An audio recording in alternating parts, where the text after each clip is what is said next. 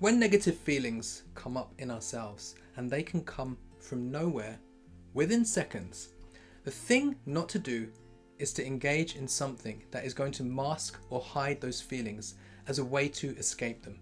Those feelings are communicating something vitally important to you, and you need to sit with those feelings, interpreting their meaning and understanding what it is that you're being told.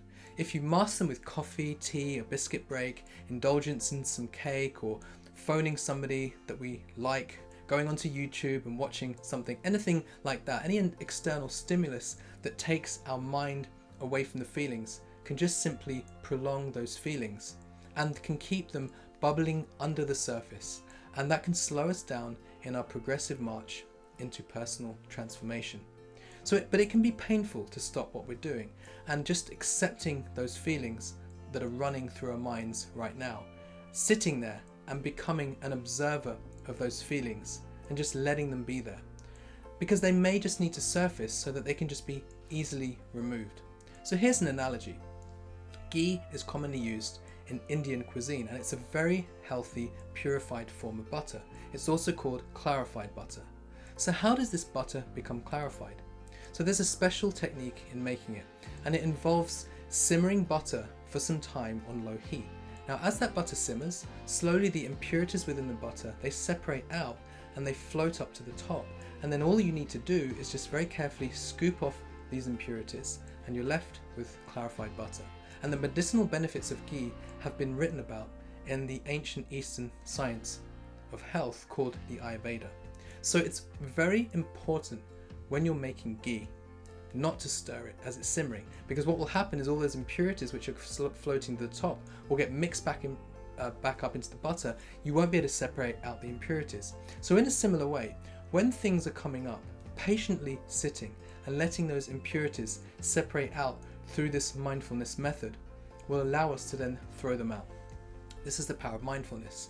Whereas if we ignore them and just try to get on and distract ourselves, then we are losing the moment to grab that impurity and throw it away, because it just gets mixed all back into the complexities of our mind.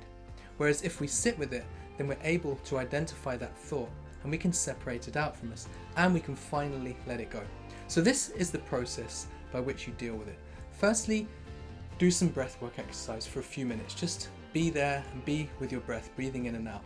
Let those feelings be there, but then separate yourself from those feelings. Start to become an observer of those feelings as a witness, remembering what we talked about, that we can separate out the mind, what the mind is feeling, and we can actually experiencing, and we can see them as two different separate things. The mind is creating these feelings within, it's not who we are. So these are the things that are being stirred up in the mind by the subconscious that need to rise to the surface and just be let out. Let's give another example. You're doing some work, you're quite focused. All of a sudden, you just start having these feelings of anxiety for no apparent reason. What do? Do you stop your work and then allow yourself to be distracted? Well, that's what we're accustomed to do. The mind has created this distraction for us just so we avoid facing that feeling of anxiety. And that is the mind cheating us of our personal transformation. So what we're doing is we're sitting with it, we're witnessing and observing it. And this is what will happen when we do it. First, your mind is going to resist it. And you're going to tell your mind, no, we're going to sit with this and we're going to do nothing else. Use that breathing. Put some meditative, relaxing music on and sit there 5 minutes, 10 minutes, 15 minutes. Observe your breathing and just focus on one thing only, breathing in and breathing out. Just focus your mind only on that thing. And this will allow you to connect with yourself through your breath. Now, a warning here, you might feel emotional. You might even cry, and that's okay. I've done it myself.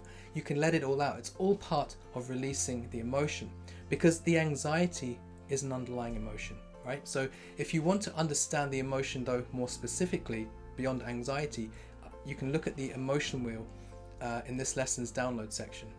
Now, this experience will be very powerful because it will shift your mode back from reptilian and monkey and up into visionary. It will actually make you feel somewhat enlightened.